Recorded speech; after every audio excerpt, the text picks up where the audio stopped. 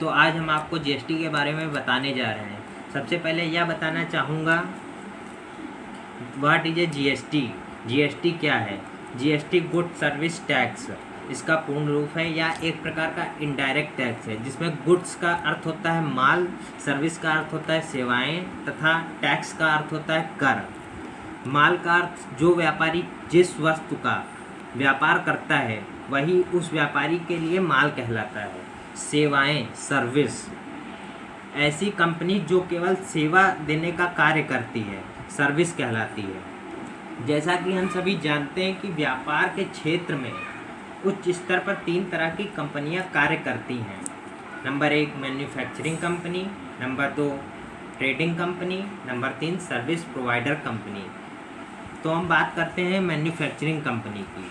यह वह कंपनी होती है जो कि माल का उत्पादन करती है तथा तैयार माल को अपने व्यापारियों को बेचती है। तो ऐसी कंपनियां मैन्युफैक्चरिंग कंपनी की श्रेणी में आ जाती हैं। Number 2 trading company. Trading company वह कंपनी होती है जो केवल माल व्यापार करती हैं, अर्थात बना बनाया माल खरीद कर उन्हें प्रॉफिट में लेकर बेच देती, तो ऐसी कंपनी ट्रेडिंग कंपनी कहलाती है। Number 3 service provider company. ऐसी कंपनी जो केवल सेवा देने का कार्य करती है सर्विस प्रोवाइडर कंपनी कहलाती है। Example telecom service company. यह कंपनी सर्विस प्रोवाइड कराती है तो इस कंपनी को सर्विस प्रोवाइडर कंपनी कहते हैं। जब भारत में जीएसटी लागू नहीं हुआ था तब सरकार द्वारा किस प्रकार के टैक्स को वसूला जाता था? जब जीएसटी भारत में लागू नहीं हुआ था तो उस समय कंपनी के नेचर और माल के मुताबिक अलग अलग टैक्स को अप्लाई किया जाता था। जैसे माल के ऊपर VAT value added tax and CST central sales tax and excise duty tax, service tax and entertainment tax. या वह टैक्स थे जो सरकार द्वारा किसी वस्तु पर लगाए जाते थे या किसी प्रकार की सर्विस पर लगाए जाते हैं। अब इन सभी टैक्स को जीएसटी में मर्ज कर दिया गया है। अब किसी भी तरह का व्यवसाय हो या सेवा, सभी पर एक तरह का ही टैक्स लगेगा जिसे हम जीएसटी के नाम से जानते हैं। इसलिए इसे वन नेशन वन टैक्स के भी नाम से जाना जाता है। पूरे भारत में जीएसटी 1 जुलाई 2017 को लागू हुआ था। सबसे पहले जीएसटी लागू करने वाला देश फ्रांस था। जीएसटी का 101वां संविधान संशोधन है, अर्थात जीएसटी 101वां संविधान संशोधन के अनुसार लागू हुई है। जीएसटी नंबर लेने की लिमिट क्या होनी चाहिए? जीएसटी के नियम के अनुसार जीएसटी का नंबर लेने के लिए टर्नओवर से पहले आपको अपने राज्य को देखना होगा कि आप किस राज्य से हैं। पूरे राज्य को 2 भागों में बांटा गया है, 2 normal category, number 2 special category. Normal category की बात करें तो अगर किसी व्यापारी का वित्तीय वर्ष में टर्नओवर 40 लाख से अधिक का है तो उस व्यापारी को जीएसटी नंबर लेना अनिवार्य हो जाता है, और यह नियम 1 अप्रैल 2019 को लागू हुआ था। यह नियम 20 राज्यों में लागू है। स्पेशल कैटेगरी की बात करें, किसी व्यापारी का टर्नओवर 20 लाख तक है तो ऐसे व्यापारी को जीएसटी नंबर लेने के लिए अनिवार्य नहीं माना जाता है। अब बात करते हैं जीएसटी नंबर कौन सा लेना चाहिए।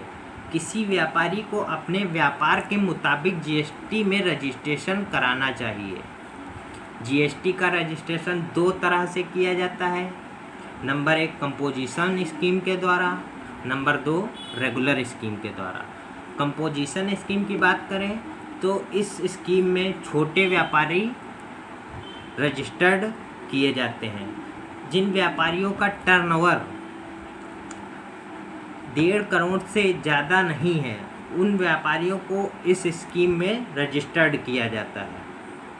अब बात करें रेगुलर स्कीम की, तो रेगुलर स्कीम में उन व्यापारियों को रजिस्टर्ड किया जाता है जिनका टर्नओवर 1.5 करोड़ से अधिक का होता है।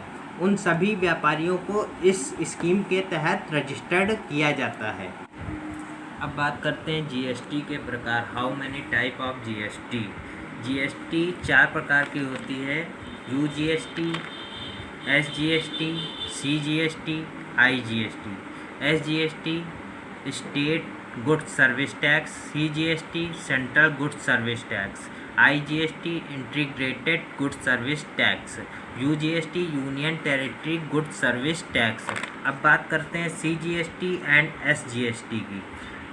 जब कोई रजिस्टर्ड डीलर अपने ही राज्य में किसी व्यापारी को माल बेचता है या किसी रजिस्टर्ड डीलर से माल खरीदता है तो इस माल के सेल एंड परचेज पर माल के ऊपर एसजीएसटी एंड सीजीएसटी लगाया जाता है, जो कि टैक्स रेट का 50-50% दोनों पर लगाया जाता है। अब बात करते हैं आईजीएसटी की। जब कोई रजिस्टर्ड डीलर एक राज्य से दूसरे राज्य में किसी भी व्यापारी को माल बेचता है या किसी रजिस्टर्ड डीलर में से माल खरीदता है तो इस माल के सेल एंड परचेज पर माल के ऊपर केवल आईजीएसटी लगाया जाता है या टैक्स रेट का 100% लगाया जाता है। तो अब बात करते हैं what is a input GST and output GST क्या है।